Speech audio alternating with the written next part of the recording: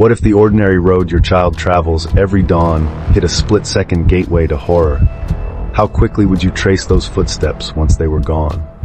At first light on an otherwise forgettable Thursday, a purple backpack, a missing bus seat, and a silent stretch of Texas backcountry ignited a search that would drag the Trinity River's darkest depth into daylight. Tonight we unspool every haunting second, GPS pings, stage clues, and a predator hiding in plain sight. Because behind these details lies a question every parent dreads to ask. Are you ready to confront the razor-thin line between routine safety and unthinkable danger? Welcome to Crime Bite. In this channel, we peel back the layers of those hidden realities, raw evidence, conflicting testimonies, and emotional pleas for help that too often come too late. By looking into these crime bites, you'll see firsthand how broken trust, systemic oversights, and chilling motives can converge into stories that rattle us to the core. If you find this exploration as vital as we do, be sure to like this video, subscribe, and click the notifications button. Together, we can shine a light on the cases that demand attention, ensuring every voice, especially the silenced, finds the audience it deserves. February 15, 2024, 6:52 a.m., Livingston, Texas.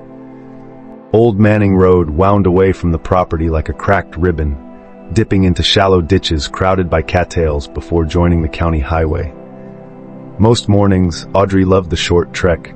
She'd kick acorns, hum off key, and convince herself she was invisible to imaginary woodland sprites.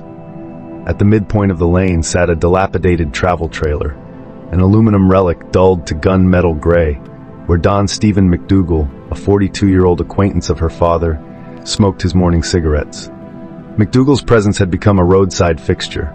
The sagging porch rail, the plume of blue smoke curling above his knit cap, the wary nod he offered as Audrey passed. But on this particular morning, the trailer's porch light was dark, its steps empty. A single ashtray overflowed on the rail, cigarette ends soaked by overnight dew. If Audrey noticed the absence, she gave no sign. She quickened her pace once she reached the thicket of trees, earbuds flicked to a higher volume, the outside world sealed behind a pocket of music. 10 minutes later, when the Yellow County bus creaked to a halt, its driver saw only dust settling in the beam of her headlamps. No child darted from the shadows, no backpack bounced into the stairwell. The bus rolled on, unaware it had just passed a phantom in time. At 4:03 p.m., a deputy's cruiser crunched up the gravel drive. The school had called. Audrey never arrived. Her mother's knees buckled. By sundown, Old Manning Road was nailed behind sheriff's tape, evidence flags dotting the shoulders like tiny fluorescent tombstones. K-9 units sniffed for a trail already fading with the chill. It was as if the road itself had swallowed the girl. How does a half-mile of childhood familiarity turn into the perfect blind spot for a crime no one saw coming? Search Day 2 dawned murky and bone-cold. Over 100 volunteers, some still wearing work overalls, converged on Lake Livingston with drones, kayaks, and handheld thermal imagers. Deputies briefed them beside a laminated county map gone soft at the folds. At 11:30, a shout rang out from a narrow footpath abutting the lake's northern inlet. There, propped against a damp log, sat Audrey's backpack. It was zipped, spotless, except for a watercolor blotch of mud near the base, and positioned upright, as though awaiting pickup. Top-down drone shot of a lone lavender backpack framed by dark water and yellow perimeter tape. Inside, her math workbook remained bone-dry, corners still crisp.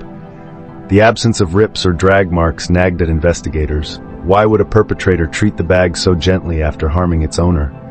A closer look deepened the mystery. A single friendship bracelet, braided teal and pink, was tucked beneath the front pouch. It matched one Audrey had given her best friend the week before, yet no fibers clung to the plastic clasp. The backpack appeared staged, a breadcrumb designed to lure searchers toward the lake's temptingly vast depths. Back at the farm, the Cunninghams gathered around a kitchen table printout listing every registered sex offender within 10 miles. The name Don Steven McDougal blazed from the page, but the record they scanned days earlier had seemed minor. Exposure, petty theft, disorderly conduct. They hadn't seen the 2007 felony conviction for luring a child because an outdated Texas reporting loophole hid such data once an offender's registration duty lapsed. Audrey's father stared at the sheet, lips parting, heart stuttering. The man they'd trusted to camp on their land was a threat the state's digital shield failed to display. Deputies found McDougal that afternoon buying diesel at a highway truck stop, shoulders hunched, eyes rimmed red as though he'd been crying or lacking sleep. When asked about Audrii, he mumbled, she never made it to his driveway that morning. Yet security cameras caught his sedan leaving Old Manning Road at 7:05 a.m., 10 minutes after the child supposedly passed by. Grainy gas station CCTV still, McDougal's green sedan at pump number 3, his profile obscured by the brim of a tattered ball cap. If the first clue lies in plain sight, yet feels deliberately arranged, is the perpetrator toying with law enforcement or cloaking panic beneath calculated staging? Part 3: Rope, Receipts, and Unspoken Dread. 2 hours after the backpack's discovery, deputies arrived at McDougal's travel trailer, armed with an unrelated assault warrant, legal leverage to pry open doors without delay. The trailer's interior smelled of stale beer, motor oil, and something sour, like old sweat trapped in upholstery. Piles of auto repair manuals cluttered the kitchenette. A frayed Texas Ranger's pennant drooped above a cramped bunk. In the hallway closet, they located a muddy shovel, its blade freshly rinsed but with damp soil still lodged in the screw holes. Yet it was the trunk of McDougal's sedan that drew a collective breath. There lay a coil of bright white nylon rope, plastic barcode tag still attached. The knot at one end was bulbous, sloppy, tail fibers flecked with silt. When a deputy lifted the coil, tiny quartz granules spilled across the tire well. Trinity River sediment is famed for its sparkle. Flashlight beam illuminating coiled rope, a deputy's gloved hand lifting strands as grains glint like mica. A crumpled hardware store receipt wedged beneath the spare tire bore the date February 13, 2024, and listed 50 feet, nylon utility rope, white. Prosecutors would later call it a shopping list for murder. Digital forensics added fuel. McDougal's phone revealed a navigation pin deleted just after 8 a.m. on the 15th. Coordinates mapped to a lonely railroad trestle spanning the Trinity River, 13 miles south of the Cunningham farm. Investigators marked the spot for a search dive the next morning. When confronted with these findings in a gray cinder block interview room, McDougal rubbed his temples, repeating, "I didn't hurt nobody," though no one had yet said the word hurt. Detectives traded glances. Seasoned ears know unsolicited denials can ring louder than accusations. Yet McDougal's flat, almost childlike effect unsettled even battle-hardened interrogators. Was he coldly hiding malice, or did limited cognitive capacity blunt his emotional range?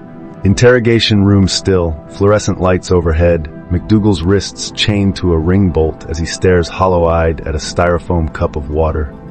When evidence piles high but the suspect's face shows vacant confusion, does the void mask monstrous intent or reveal a broken mind capable of catastrophic harm? Part 4. The river offers up its secret. The dawn sky on February 20, 2024 was a cold smear of pewter when Texas Rangers stationed a sonar sled beneath the girders of an abandoned railroad trestle over the Trinity River. Rumor said anglers avoided that bend. The current there ran deep and strangely hushed, as if the water knew terror could settle like silt on its bottom. Screens flickered in the command van, blurry shapes drifting, tree limbs, tires. Then a dense silhouette resolved into the unmistakable outline of a human form. Grainy sonar image brightening to reveal a child-sized figure, technicians staring in stunned silence. Divers, weighted by faith as much as gear, slipped into the green-black swirl. Minutes ticked, radios crackled, nothing. Then a tug on the safety line. 2 frogmen surfaced, cradling a body wrapped in white sheeting, a rock the size of a bowling ball strapped to the ankles with white nylon rope. On shore, Sheriff Byron Lyons pressed trembling lips to a fist. Even seasoned deputies wept at the shoreline. The only sound was the water lapping at mudbanks, as if trying to reclaim its secret. Back at the coroner's office, Dr. Marisol Calderon cataloged injuries. A blunt strike to the left temporal bone, shallow bruises along the wrists, and pinkish abrasions that suggested hurried knots. Her final notation, homicidal violence. When technicians compared rope fibers to the coil found in Don McDougal's trunk, the microscopic striations aligned with unnerving precision. Split screen, left, a sample of frayed rope under magnification. Right, identical fibers lifted from the body's bindings. If a river's depths cannot mute forensic truth, can any amount of silence from a suspect truly shield him? Part 5, Candles, Cameras, and a County's Fury. Within hours, word of the river recovery spread. By nightfall, hundreds gathered outside Polk County Courthouse, clutching candles that guttered in a stiff winter breeze. Children pressed hand-painted posters to their chests. Justice for Audrii. Local TV trucks bathed the steps in harsh studio white, turning grief into spectacle. In the glow, family friends whispered the same bitter mantra, "We lived beside the monster." On the courthouse's second floor, District Attorney Emily Reddick convened an emergency press briefing. Cameras snapped as she announced capital murder charges against Don Steven McDougal, citing the child's age and the kidnapping element. Reporters barraged her with questions about the death penalty. Reddick nodded gravely. "We will seek the harshest sentence the law allows." Down in the jail's concrete belly, McDougal sat in an orange jumpsuit, hands cuffed to a table ring. He stared at the wall as two detectives recited the autopsy findings. When shown a photo of the rope knot, his eyelids fluttered, but he uttered nothing beyond a hoarse, "Need water." Psychologists would later note the absence of typical micro-expressions. No shock, no sorrow, just a blankness that felt more chilling than hostility. Flickering candlelight reflected on courthouse windows, merging with the red-blue pulse of patrol lights, hope and dread braided together. When public outrage roars louder than legal protocol, does the quest for justice risk becoming a quest for spectacle? Part 6, A Courtroom Caught Between Mercy and Vengeance. April 22, 2024. 12 grand jurors filed into Judge Travis Kitchens' courtroom. Before them lay charts of cell tower pings, diagrams showing how McDougal's phone migrated from the trailer to the river bend and back, and the damning receipt for 50 feet of nylon rope. Prosecutors closed with a single freeze frame of Audrii's empty seat on the morning school bus. The panel needed just 3 hours to return 2 counts of capital murder, yet whispers already thrummed in the courthouse corridors. McDougal's defense team was preparing an intellectual disability argument. Psychological testing pegged his IQ below 70, and childhood records revealed special education placements. In Texas, execution of the intellectually disabled runs afoul of Supreme Court precedent. Reddick's team faced a dilemma: push for death and risk years of appeals, or pivot to life without parole and spare the family a protracted circus. Courtroom sketch, prosecutor's finger stabbing a map, defense counsel shielding notes bearing bold letters IDDX, intellectual disability diagnosis. Outside, vigil lines stretched blocks. Some held placards depicting a noose. Others displayed Mercy Honors Audrii. The county had split into camps, retribution versus restraint, each claiming the mantle of righteousness. When the scales of justice teeter between the community's cry for final punishment and constitutional guardrails against it, which weight tips the balance? Part 7, Silent Bargains in Paneled Hallways. Throughout the summer, legal teams swapped evidence like chess pieces. Prosecutors revealed a forensic match between quartz grains in McDougal's trunk carpet and a rare mineral layer unique to that stretch of the Trinity.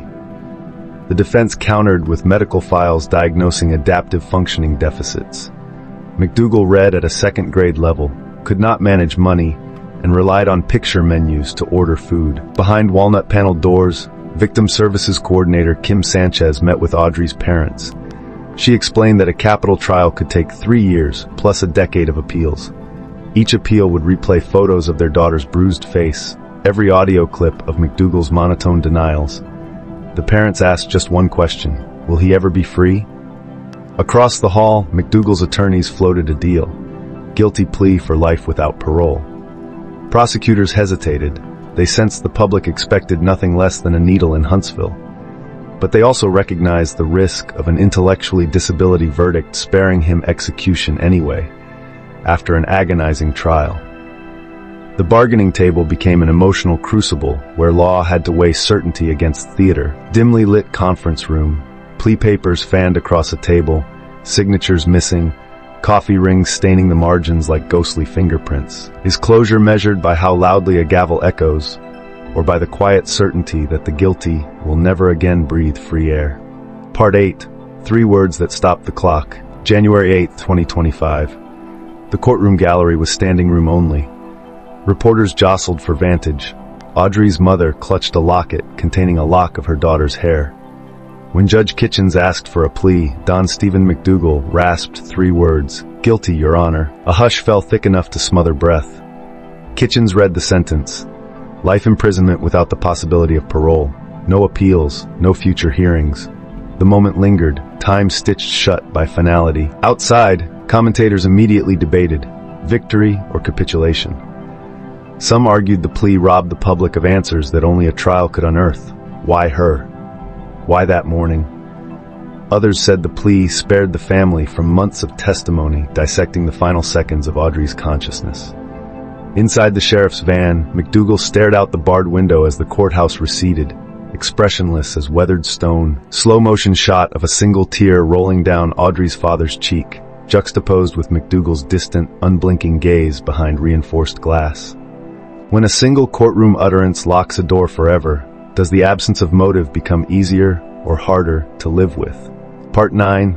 Life inside the walls of Caulfield Unit. McDougal's permanent address is now Texas Department of Criminal Justice Caulfield Unit, a sprawling concrete labyrinth ringed by razor wire. His classification as a sex offender and child killer brands him among the lowest in prison hierarchy. Guards escort him under protective custody protocols. Half-hour recreation in a fenced kennel, meals slid through a slot. Inmates still manage to hiss threats through drainage vents. Riverman's next. He spends days folding prison uniforms, an endless loop of gray fabric and fluorescent lights. Psychiatrists report he seldom speaks, except to ask for extra paper to sketch headless stick figures by a riverbank.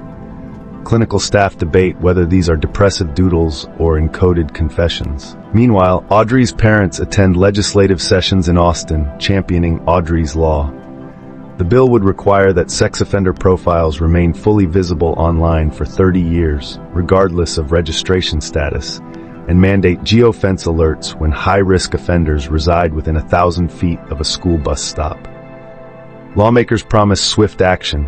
Lobbyists for civil rights groups warn of unintended consequences. Parallel frames. Left, McDougal walking a yellow line under razor wire. Right, Audrey's mother gripping a microphone before a panel of lawmakers. Can systemic change forged from tragedy ever heal the wound that demanded it, or does it merely dress it in legal cloth? Part 10. Echoes along Old Manning Road. A bronze memorial now stands at the head of the lane where Audrey's journey ended. It shows a young girl releasing a butterfly skyward, inscription reading, "Let light outshine the shadow." Visitors leave pastel chalk, coloring the gravel with messages, "Run with angels, Audrey," and "Never forgotten." At dawn, school buses slow in respect, children pressing hands to windows in silent salute. The Cunningham gate bristles with motion sensor lights and cameras. Yet despite reinforced locks, the family feels an emptiness deeper than any river. Nights find them on the porch, wrapped in quilts, listening to wind rush the pines. An echo of the morning, their daughter's laughter drifted up the same trees. Local lore now paints the Trinity Bend as haunted. Fishermen report seeing a pale flicker just beneath the surface, as though the river itself refuses to rest easy. But one certainty remains. A community once lulled by rural quiet now treats silence with suspicion. Aerial twilight shot. Memorial statue bathed in soft uplighting, while a school bus curves around the bend, its interior lights glowing warm against the encroaching dark. When the candles burn out and headlines fade, does vigilance remain, or will another sunlit morning invite complacency to return? Closing scene, call to action. Slow zoom on the quiet bend of the Trinity River at dusk. Sunset streaks orange across the water, while a single candle flickers in the foreground. The search is over, the verdict delivered, yet the questions linger in the shadows of Old Manning Road. Audrii Cunningham's memory now stands as both warning and rallying cry. Proof that vigilance must begin on the familiar paths we walk every day. If tonight's deep look struck a chord, share your thoughts below. What part of this investigation shocked you the most? Do you think Audrey's Law would close the loopholes we exposed? Or are even stronger measures needed? Your insights keep these cases alive long after the courtroom lights dim. If you found value in our coverage, let the algorithm know. Hit that like button. Join our growing community of justice seekers by clicking subscribe. And for first access to every forensic twist, survivor interview, and sentencing update, ring the notification bell so YouTube pings you the second our next episode drops. Quick stinger graphic. True Crime Act's logo slams onto screen with a gavel sound. Bell icon animates with subtle glow. Thank you for watching True Crime Acts, where we don't just recount the story. We remember the victims, challenge the system, and demand answers together. Fade to black with on-screen text. Stay aware, stay relentless. See you in the next case.